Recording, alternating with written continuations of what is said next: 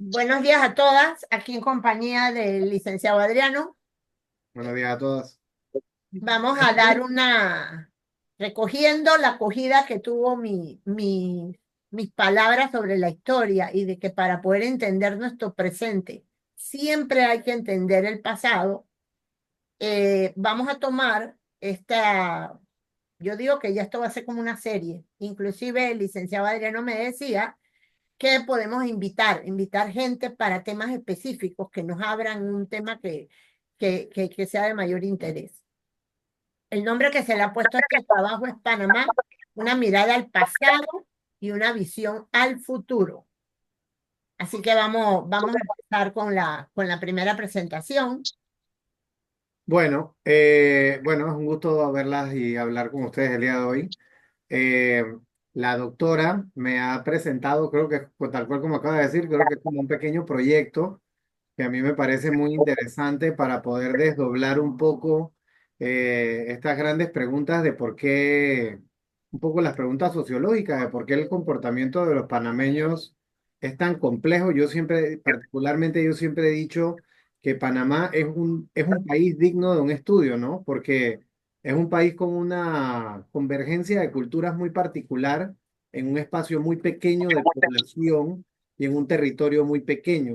Entonces, es muy fácil estudiar tantas culturas dentro de una población y un territorio tan pequeño, y es parte de las razones por las que nosotros siempre nos preguntamos por qué los panameños somos como somos, porque en realidad somos una mezcla muy particular de cosas, y hay veces que uno se queda en la superficie de esa pregunta, para decirlo de esa manera, pero la realidad es que como cuando empezamos a hacer más o menos la construcción de esta presentación, yo le decía a mi mamá, eh, que la verdad es que uno a veces no entiende qué tan profunda es la historia a la distancia de Panamá. Yo siempre digo que Panamá, a pesar de que es un país tan pequeño, ha tenido una interacción gigante con el mundo y con la historia del planeta, en realidad, porque a veces los mismos panameños no sabemos qué tan importante ha jugado el rol de Panamá, tanto, por ejemplo, en el derecho internacional y en los procesos de globalización.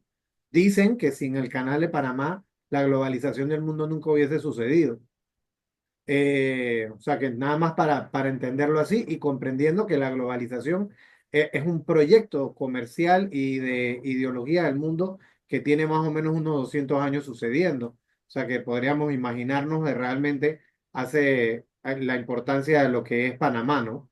Pero bueno, cuando empezamos a conversar sobre esto, pues mi mamá me pidió que hiciéramos un poco, para darle un poco de contexto, un recorrido un poco histórico de dónde venimos y hacia dónde vamos. La idea de esta serie es ir creando más o menos, bueno, no sé hasta dónde vamos a llegar, qué cantidad de sesiones vayan a lograr crear. Porque como yo siempre le digo a mi mamá, pues a mí me encanta como lo profundo que ustedes en realidad pueden ser como grupo.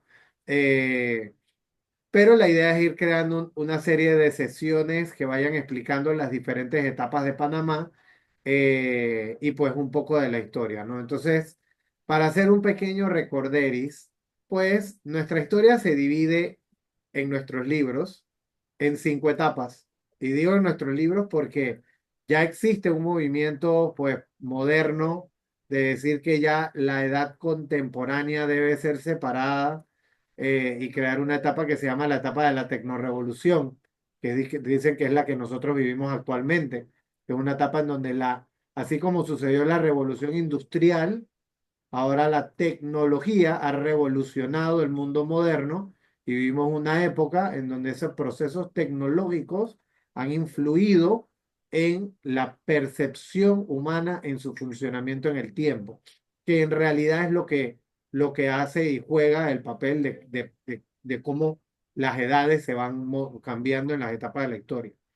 Primero, pues tenemos la prehistoria, que es todo lo que antecede la invención de la escritura, es todo lo que nosotros conocemos desde la época jurásica, todos los procesos de la evolución del hombre, todo lo que es el paleolítico, el neolítico, todo lo que existe antes de antes del registro histórico de la escritura. que nace pues en el año 4000 antes de Cristo, en los momentos en donde tienen los primeros registros de, de imágenes de petroglifos, en donde las personas de las cavernas pues dejaron las primeras registros históricos adentro de las cuevas, en donde registraron pues las áreas alrededor, sus procesos de caza, el manejo de sus funcionamientos sociales, cómo funcionaban sus sociedades, el tipo de cultivos que ellos requerían para poder comer, los ríos, las montañas, los volcanes que tenían a su alrededor, que eran los tipos de cosas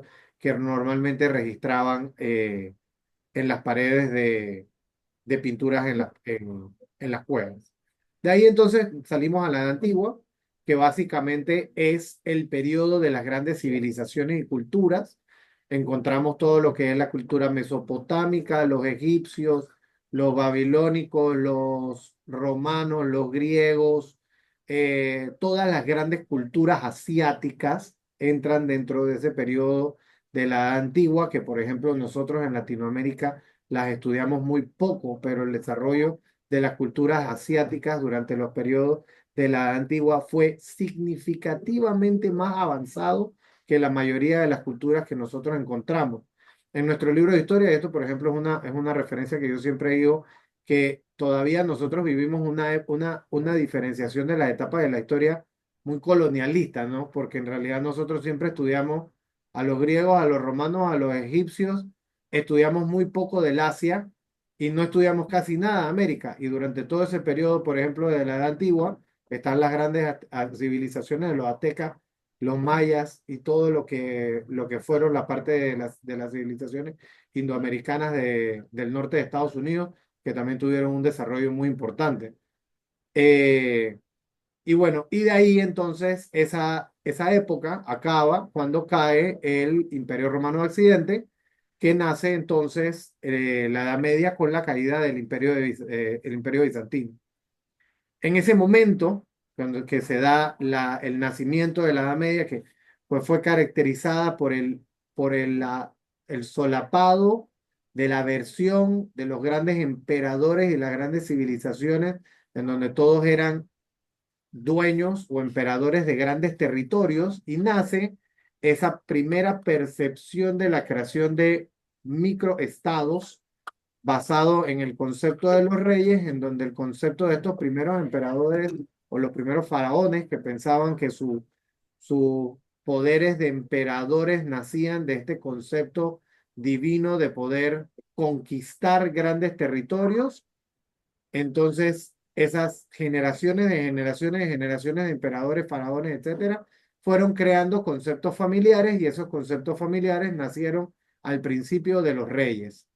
Y los reyes empezaron a gobernar la Edad Media como familias que eran pues latifundistas y territorialistas de un solo, de un territorio específico, pero que nacía bajo la misma idea de que la persona que gobernaba tenía el poder divino de gobernar, pero gobernaba en un concepto un poco más social de fronteras.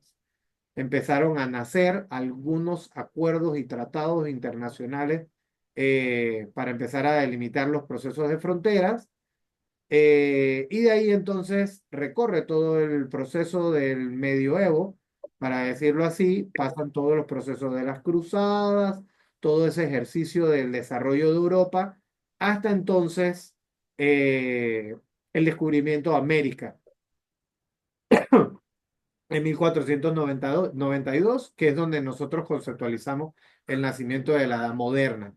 Esa Edad Moderna, que justamente cuando hacíamos este documento también conversaba con mi mamá, que es curioso porque hay una visión de que la Edad Moderna nace con la caída del Imperio Romano, con la caída del Imperio Bizantino, y también sucede con la llegada a América, porque en realidad, pues, como ven ahí con las fechas 1453, 1492, en realidad tienen una diferencia muy, muy cortita de edad, de fecha, de años. Y de ahí, pues, entonces saltamos a la edad moderna, que es todo el descubrimiento de América, todo el proceso de la colonización, que es donde más o menos nos vamos a enfocar en esta primera etapa de Panamá, que termina con la Revolución Francesa y la Revolución Industrial. Y de ahí entonces nace el periodo de tiempo actual, que es la edad contemporánea, que nace desde la Revolución Industrial y la Revolución Francesa hasta la actualidad. Ese es el marco de nuestra historia, es el que está en los libros, es el que está en nuestras secuencias históricas. En otro momento veremos a ver esa amplitud, porque ya cada día va creciendo. Ahora esas primeras civilizaciones ya está saliendo mucha información, como señaló Adriano, de que hubieron civilizaciones preincaicas, preaztecas, etcétera, etcétera. Sobre todo aquí en América bueno, ahora ya encontraron pirámides por todos lados de Europa, etcétera, etcétera. Entremos entonces en las etapas de la historia para nosotros. La época prehispánica, que ahora vamos a entrar, de que se asienta el himno de Panamá, hasta 1501, que viene el periodo de la conquista. Pero en realidad, para los afanes nuestros, vamos a decir así, como acaba de señalar Adriano, el periodo de la conquista, ya el europeo que llegó acá ya venía del periodo medieval, o sea que ya él había comenzado a formar ciudades, había comenzado ya, vamos a decir, la génesis de lo que fueron las naciones después, etcétera, etcétera. O sea que nosotros, en cambio, como vamos a ver ahora, la época prehispánica éramos tribus, asentamientos pequeños que vivían de la agricultura, etcétera, pero volvemos a lo mismo. Esto está entre comillas porque ahora están apareciendo cada día cosas más importantes en Panamá y en toda América sobre esas culturas que precedieron a las que vamos a señalar. La época de la Unión a Colombia, que se supone que ya éramos una república libre, y entonces nos unimos a Colombia, que eso es una parte que hay que entender muy bien, cuánto nos costó darnos cuenta que éramos república, porque todos los otros países se fueron liberando y se convirtieron en república inmediatamente. Nosotros nos anexamos a la Gran Colombia. Esa ya está dentro de la edad contemporánea. Y nuestro periodo republicano, que es desde 1903 hasta la fecha, sin fecha de caducidad, ¿no? Porque estamos todavía gestándolo. Y seguimos entonces. Hay un punto bien interesante que justamente haciendo esta investigación también quería tocar, porque creo que es bien, ahora que la doctora lo mencionó con ese tema las personas que vinieron al nuevo mundo, lo digo un poco entre comillas porque era nuevo para ellos, pero en realidad aquí había una enorme cultura y civilización que ya estaba no solamente funcionando, sino muy desarrollada.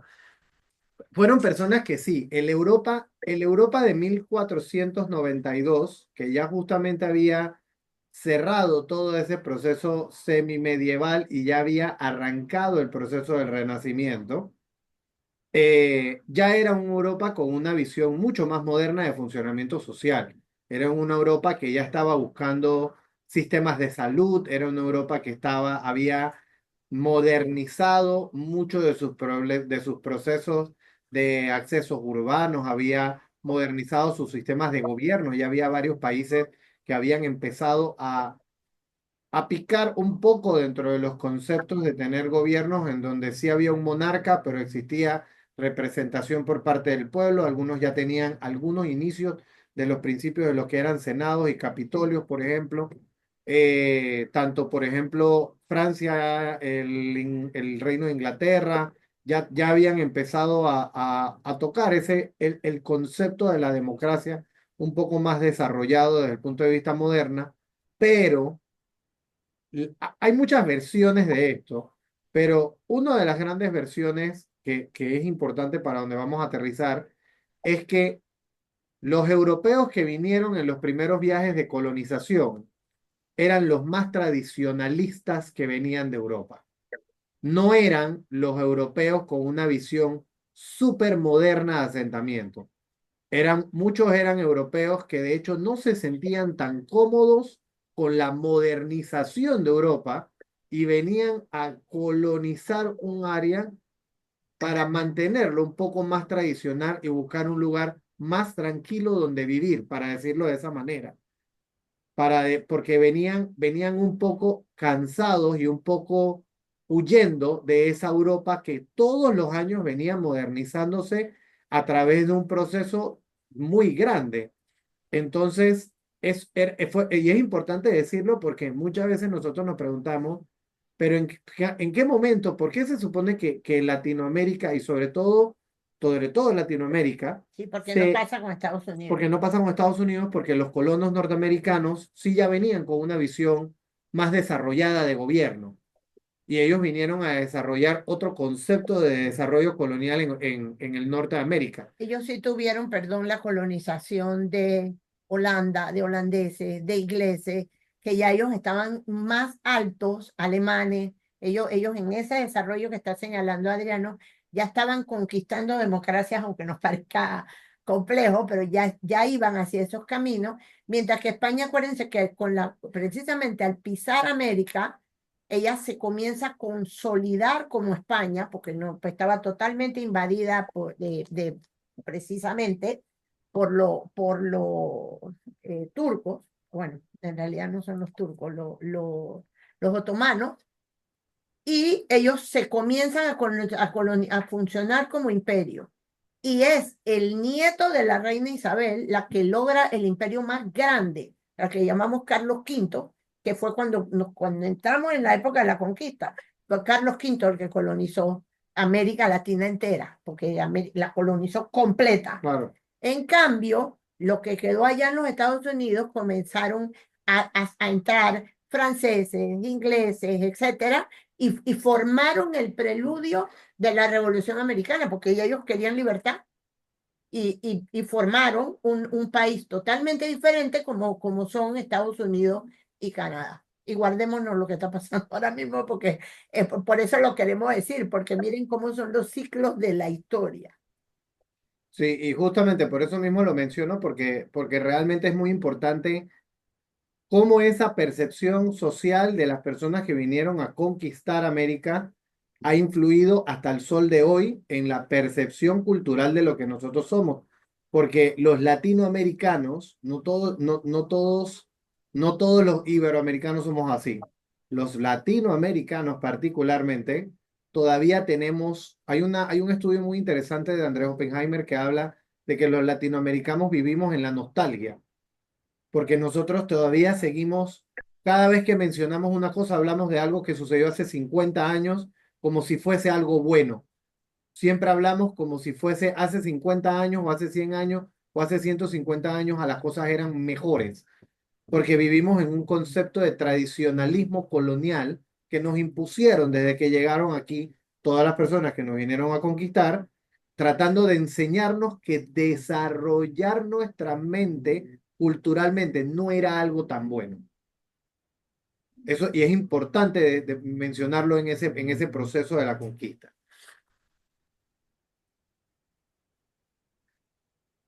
Entonces, como habíamos mencionado, regresando un poco para atrás, en el periodo prehispánico de Panamá, que abarca desde la llegada de los primeros pobladores hasta la llegada de los españoles en 1501, se divide en tres etapas: el paleoindio, el precerámico y el cerámico, caracterizadas por la transición de grupos nómadas a sedentarios y el desarrollo de la agricultura.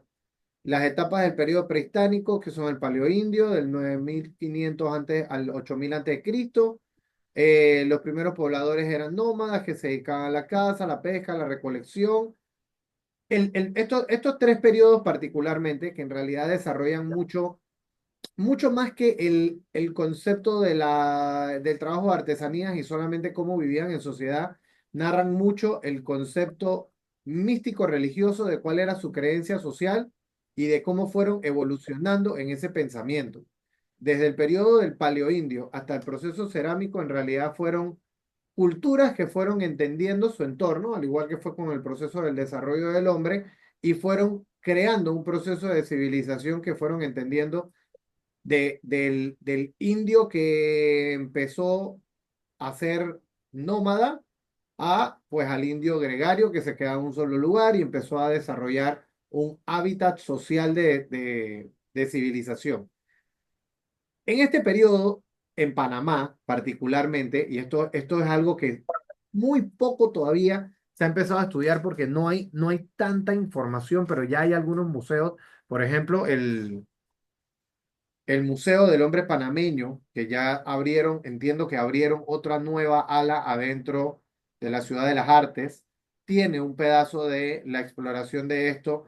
El Museo de el Canal de Panamá, el que queda en el Casco Viejo, abrió un ala justamente también nuevo del periodo prehispánico en Panamá y narra mucho de que Panamá siempre, desde el periodo de más o menos cerámico o precerámico, ya funcionaba como un puente cultural en América.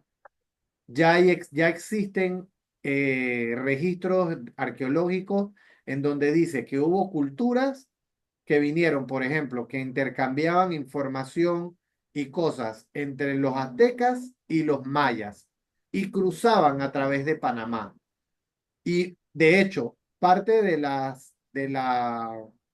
base lingüística de los idiomas Caribe, Teribe y Chocó son una mezcla entre el mexica de los aztecas y el nahuatl de los mayas.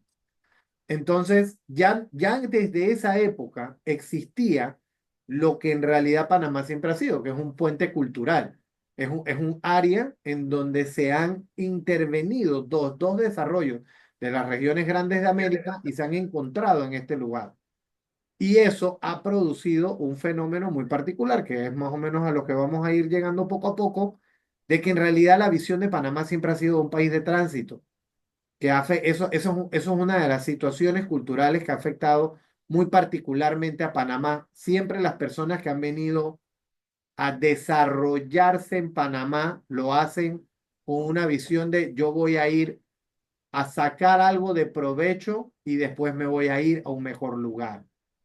Y eso es algo que ha ido quedándose en la idiosincrasia del desarrollo de nuestro país y que desde esta época se ha ido desarrollando, porque muchas veces las personas piensan que esto fue un periodo porque post separación de América con el desarrollo del canal y con la intervención norteamericana fue así, y no fue así. No, y tampoco fue solamente un tema colonial español, esto viene desde un proceso histórico mucho, mucho más anterior.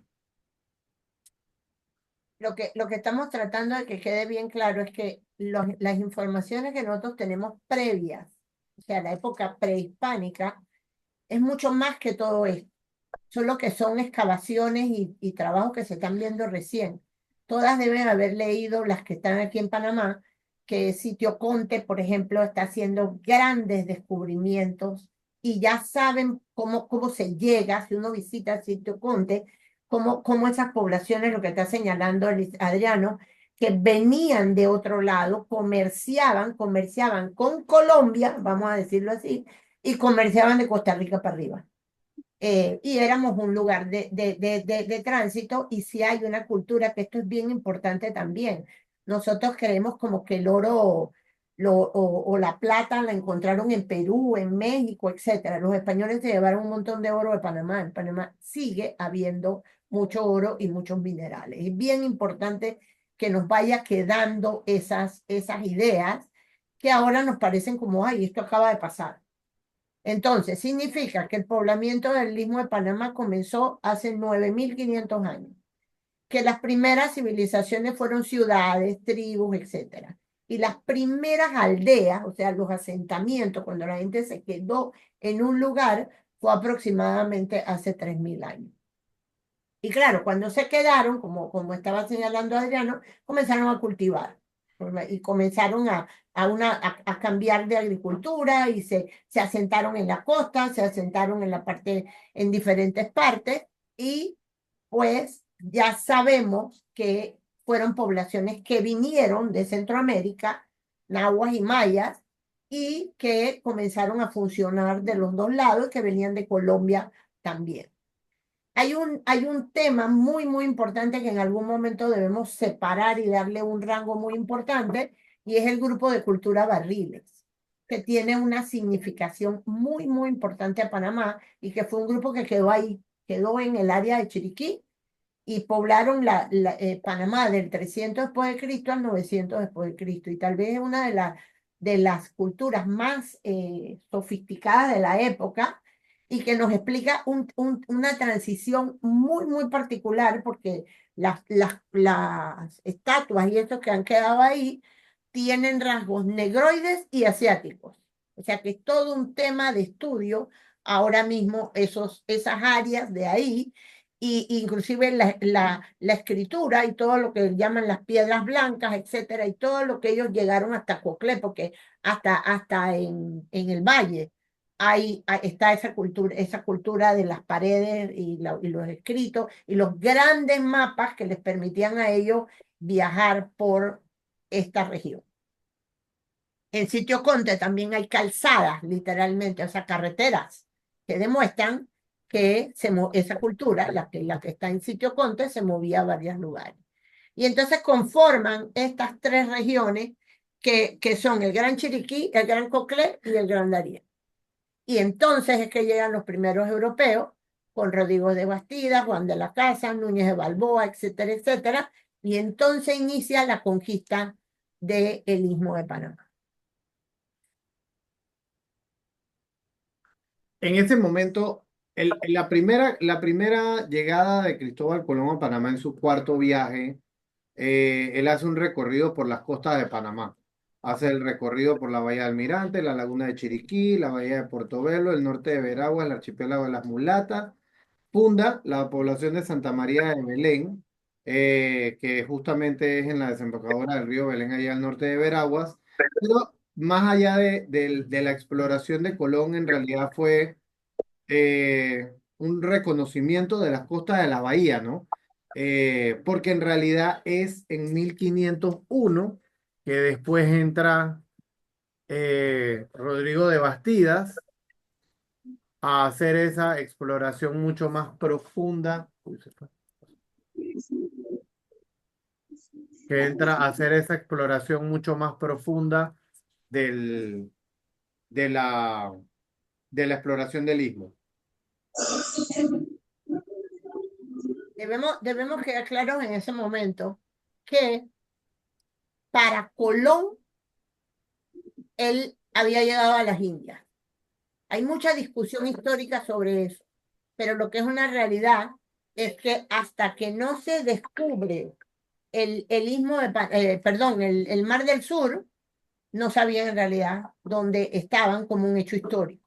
Había mucha información, así como estamos señalando que había todas esas civilizaciones, tenían información de otras cosas, habían cartas especiales que habían quedado por allá guardadas de aquellos que ya habían viajado hacia América, que fueron los vikingos, que si fueron los chinos, hay mucha información. En algún momento vamos a tirar eso específicamente, pero lo que debe quedar ahora mismo es que ese paseo de Colón era simplemente el reconocimiento de la costa.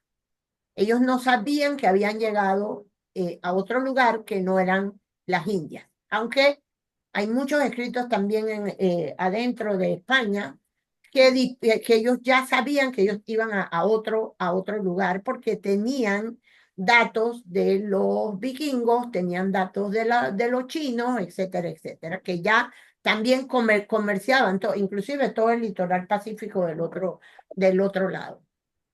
Pero es Rodrigo de Bastida el que verdaderamente explora las costas de San Blas hasta Punta Manzanillo, como lo ven ahí en el mapita. Que llamó a Punta Manzanillo, la llamó Puerto del Escribano, y describe toda la costa de Darién, o sea, el Istmo de Panamá, hasta los puertos de Retrete y Nombre de Dios. Y casi llega a la desembocadura actual del canal. En 1502, en cambio, Colón paseó por ahí, pero no hizo esos mapas, etcétera, que permitieran de verdad ver eso. Por eso la historia actualmente considera a Rodrigo de Bastida como el descubridor de Colombia y Panamá. Y ese es uno de los primeros datos que nos debe quedar claro. Por eso nosotros, si visitamos Colombia, encontramos nuestra misma música, y encontramos nuestras mismas molas y encontramos nuestros mismos sombreros, y para muchos es como esto que pasó porque ellos no éramos así. Por lo tanto, todos estos datos nos deben ir dando la idea de que estas naciones que hoy tenemos, el mapa actual de América, no era el mapa de América, como el de Europa no es el de Europa, inicialmente, y esas cosas traen conflicto, porque ahí es donde vienen los conflictos de que yo vivo en tal parte, esta área es mía, yo tengo un idioma, etcétera, y entonces origina guerras y luchas que en el caso de nuestras culturas indígenas ha originado inclusive ya con los años las áreas comarcales, porque esas eran las áreas que ancestralmente eran pues el Gran Darién, el Gran Chiriquí, etcétera, etcétera. Después pues llega Vasco Núñez de Balboa, que llega adentro de la expedición de Bastidas. Él no llega a Panamá como un descubridor, ni como un jefe de una expedición. Él es recogido, dicen que en un barril, porque él venía de Santo Domingo, donde había perdido todas sus cosas, viene acá, y este dato es muy importante que lo mantengamos en nuestra mente. Vasco Núñez de Balboa, que nos ha dado el descubrimiento del mar del sur y el nombre a nuestra moneda, etcétera, etcétera. Él y todos los demás, en realidad, tienen dos características básicas. Las que ya señaló Adriano, o sea, ellos querían seguir perpetuando tradiciones que vamos a llamarlas claras, eran religiosas y eran siempre había un rey y siempre él nos gobernaba. O sea, que ellos vinieron a colonizar, porque ahora, luego de lograr explorar y descubrir que habían descubierto, viene la siguiente etapa, que es la colonización, pero es muy importante comprender que esa gente que nos llegó a nosotros, y está escrito en todos los libros de historia, pero los dejamos así, para poder tener sus carabelas, Colón pues tuvo que venderle esa idea no solo a la reina Isabel, a varias personas,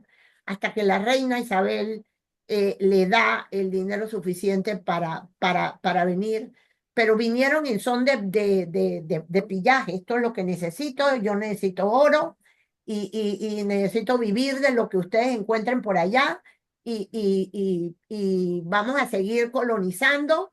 Y acuérdense que la colonización de América, que es la segunda cosa que demuestra claro, estuvo marcada con la cruz, con la religión.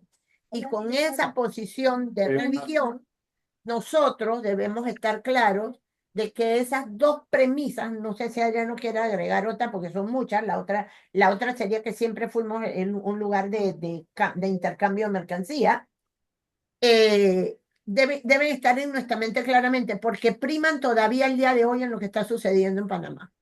Y eso era lo que queremos, que todos estos hechos históricos no se vuelvan nada más que fechas, sino situaciones de por qué transversalizamos todas estas cosas.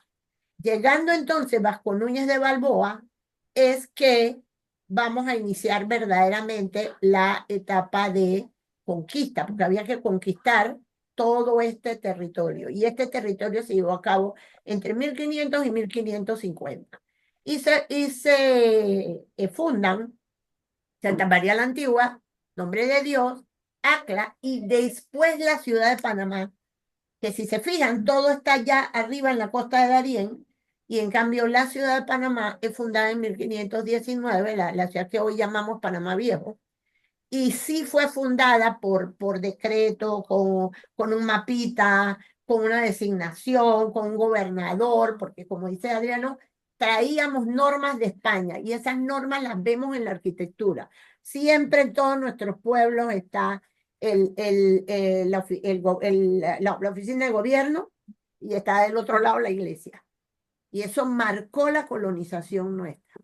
Y nos ha marcado etapas completas de segregación que vamos a ir viendo inclusive porque la colonización española se hizo primero colonizando indígenas que se volvieron bestias de carga dentro de sus lugares de trabajo y después trayendo negros que también estaban para apoyar esas situaciones de colonización. Y hay que entender eso con mucha claridad. Y por fin llega pues Pedrarias Dávila, que sí llega como gobernador de Castilla del Oro. Y para que les quede claro, Pedrarias Dávila venía con su esposa y la esposa de Pedrarias era una de las más íntimas amigas de Isabel la Católica. O sea que Isabel estaba metida aquí también en todo el sistema que era como voy a crecer, voy a colonizar, voy a crear el imperio, que acuérdense, lo va a crear el nieto de ella, Carlos V, con el oro de América y con todos los esquemas que ellos mismos diseñaron en la época de la conquista. Y hay un hecho muy, muy importante que tal vez lo veamos en una parte, en un visto aparte, y es la gran pugna entre Pedrarias Dávila y Vasco Núñez de Balboa, que le cuesta la cabeza a Balboa, y que es todo un hecho que en Panamá se repite, porque realmente, bueno, yo lo llamo así y Adriano ya entró Es un poco circular, la verdad que es una situación un poco circular y justamente mi mamá menciona algo que es bien interesante. Desde el punto de vista arquitectónico, por ejemplo, la ciudad de Panamá nunca fue diseñada como otras grandes capitales, como Lima o como Bogotá o como la Ciudad de México, por ejemplo, que tienen estas grandes estructuras españolas con estos grandes desarrollos de estas super catedrales, con estas plazas gigantescas que desde esa época ellos asumían que ahí iba a haber una ciudad de 500.000, 600.000 habitantes. Panamá se creó para que fuera un lugar pequeño, para que gente de dinero viniera, moviera su dinero y se fuera a esas capitales. Esa es la realidad de parte de nuestro país. Y eso es algo que desde un punto de vista es un poco difícil de aceptar, porque lastimosamente los latinoamericanos tenemos un problema con la aceptación un poco de nuestros pasados. Eh, pero de otra cierta manera, también parte de nuestra idiosincrasia es entender que esos procesos de tránsito son parte de nuestro éxito también. En realidad nosotros somos una población de desarrolladores.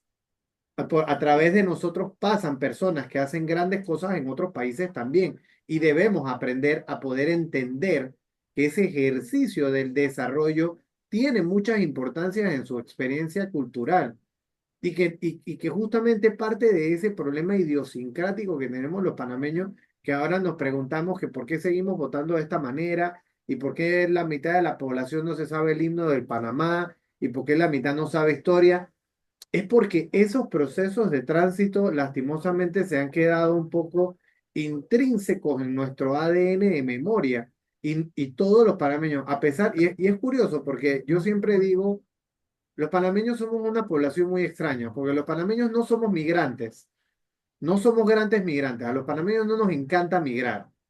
Tenemos una población muy pequeña, pero por nuestro terreno patrio pasan miles de millones de migrantes desde el inicio de la historia. Entonces, somos una población con una experiencia cultural gigante pero que actuamos como si en realidad tuviéramos una idiosincrasia muy cerrada, en vez de abrazar más esta pluriculturalidad que nosotros tenemos y decir con mucho más orgullo que aquí existen una cantidad de culturas muy, muy asentadas en nuestro país y que forman parte de esa idiosincrasia.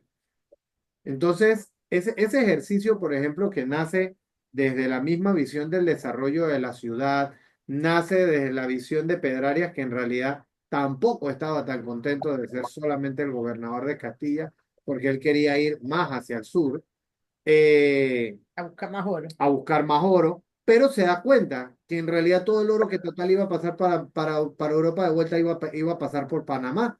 Entonces él dice, bueno, no es un mal lugar porque termina entonces controlando, como por ejemplo ahora que seguimos en el tema de las discusiones, porque la verdad es que cuando uno empieza a estudiar la historia se da cuenta que desde 1500 todavía estamos en la discusión de los puertos, por ejemplo, y todavía al sol de hoy seguimos discutiendo quién controla nuestro puerto, quién es el que maneja nuestro puerto, sin tener todavía al sol de hoy una visión de decir Es nuestro puerto. es nuestro puerto y nosotros controlamos lo que entre, sino que seguimos todavía pensando en que nosotros necesitamos que alguien más administre nuestros puertos, necesitamos que alguien más administre nuestras minas, necesitamos que alguien más administre esto, sin desarrollar pues una visión de país que vaya construyendo hacia poder apoderarnos de lo nuestro, ¿no?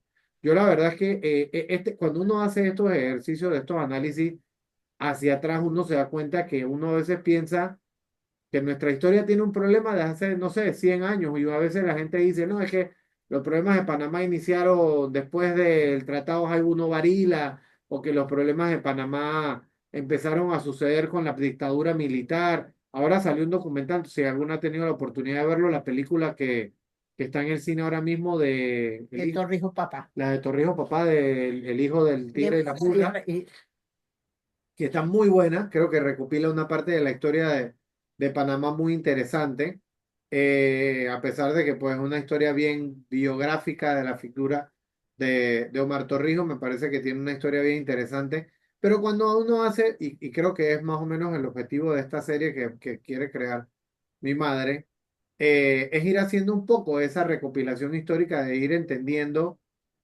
que muchas de nuestras ideas están más intrínsecas en nosotros mismos de lo que nosotros pensamos, que gran parte de nuestros problemas no son problemas creados en los últimos 100 años, son algo que alguien vino aquí y nos educó a que debería ser de esa forma desde hace tal vez más de 1000 años.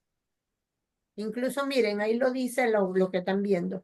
Los españoles llegaron aquí en 1500 más o menos, un poquito antes. No, no, en 1500.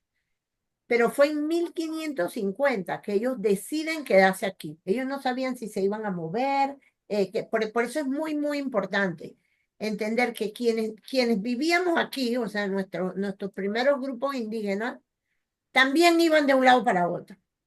Y muchos se asentaron y se fueron. No desaparecieron con la colonización, se fueron, como pasa con Sitio Barril. Se fueron de aquí. Aprovecharon una serie de características que eso lo podemos ver cuando hablemos nada más que de Sitio Barril, pero los españoles a la vez deciden quedarse y deciden fundar la ciudad de Panamá Viejo, nada más que con el objetivo de colonizar el norte y el sur. O sea, siempre nos fundamos como un lugar para que llegara alguien a colonizar, a transitar, para ir a llegar a otro lugar y para ir a sentarse en otro lugar. Nosotros no tuvimos virreinato, los grandes virreinatos quedaron en México y quedaron en Perú. Éramos Allá como una quedaron. super gasolinera. Ajá. Y seguimos con eso. Y yo creo que con este tema, porque vamos a dejarlo de la colonización para la próxima y queremos escucharlas, a ver si alguna quiere hacer aportes, reflexiones o preguntas, cómo les ha parecido, si sienten que esto sí nos va a ayudar a entendernos a nosotros y a entender toda América, porque ahí está Audi. Y es así mismo lo que pasó con México. Y México también echaba para adelante, para atrás, y tuvieron dos veces virreyes de nuevo, con todo el que se habían liberado, y pidieron ayuda porque no sabían cómo gobernarse, así como nos pasa a nosotros. Y así sigue América dando tumbos país por país. Así que, ¿quién quiere hablar? Solo quería a ver si tengo esto. Sí, te estamos Sí, te oyendo, Leo. escuchamos. Sí, sí, me perdí un poquito entre Pedrarias Dávila y no, entre Balboa, este, Y Vasco Núñez de Pedrarias Balboa. y Colón, Cristóbal Colón. Ahí no sé qué se nos hizo Colón en medio de todo esa búsqueda ahí. Colón recuerda que él hace su último viaje a América es para Panamá y Colón va preso a España. Ok, Creo que la trayectoria histórica, después del tercer viaje de Colón, ya la corona española empezó a enviar a otros colonizadores a América. ok, Ya había, ya. entonces, Rodrigo de Bastidas llegó un año antes del cuarto viaje de Colón, Mientras Colón estaba allá en mientras que España. Colón estaba en España. O sea, él llega en 1501 y Colón llega en 1502 a las costas de Panamá.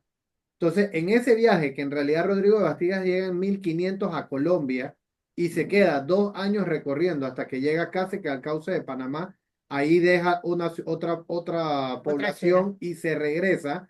En ese viaje es que viene Vasco Núñez de Balboa. Y Ok. como 13 años después, llega Pedro Arias Dávila y Vasco Núñez de Balboa había hecho un poco un desastre, pero un poco también se había hecho un poco un nombre de sí mismo adentro de la ciudad de Panamá, pero que en realidad tampoco era una ciudad, era un asentamiento que se le conocía como Panamá.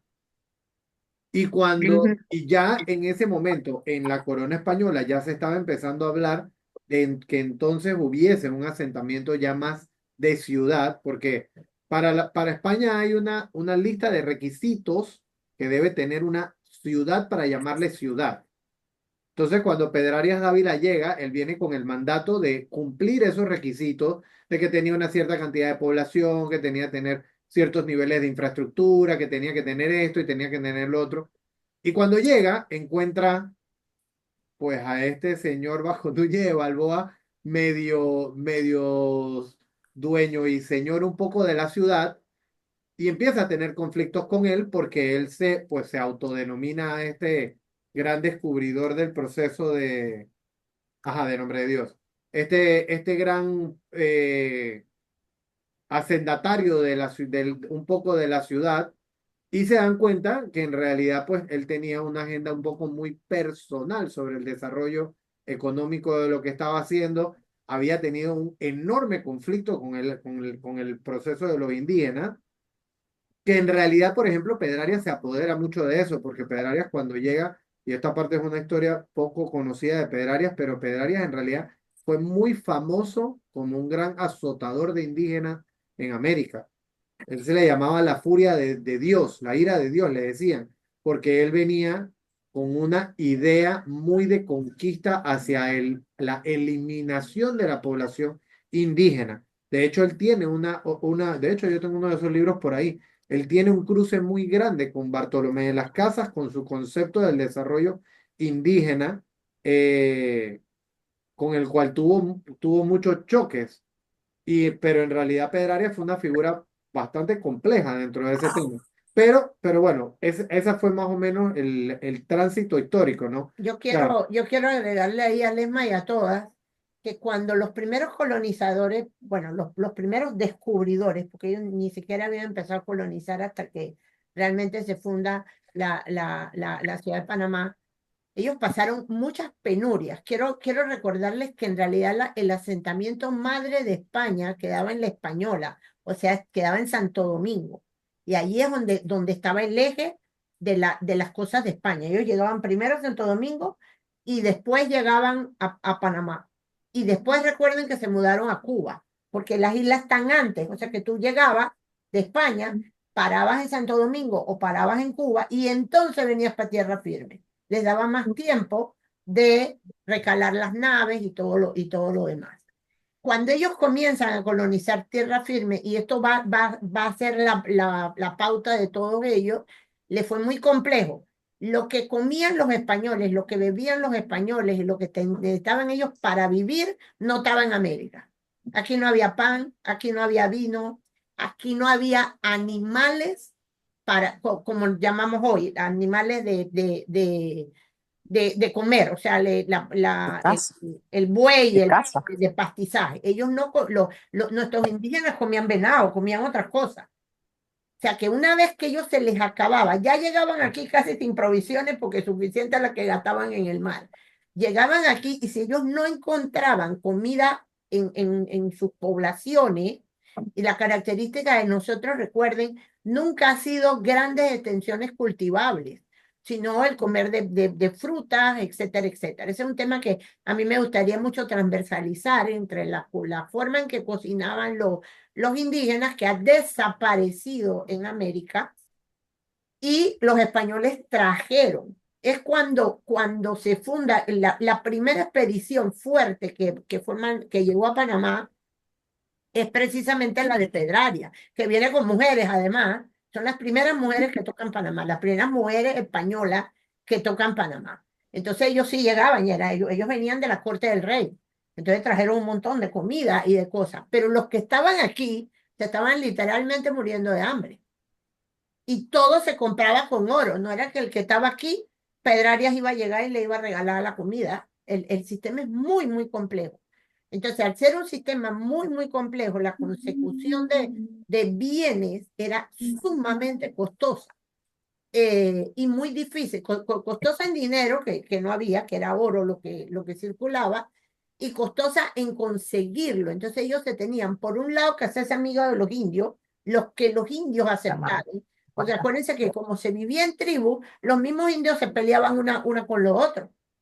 Cuando ya uno visita Coclé y se va más al centro de Panamá, se da cuenta que Natape, Nonomé, Parita, etcétera, son pueblos uno pegado del otro, pero no formaban un solo lugar.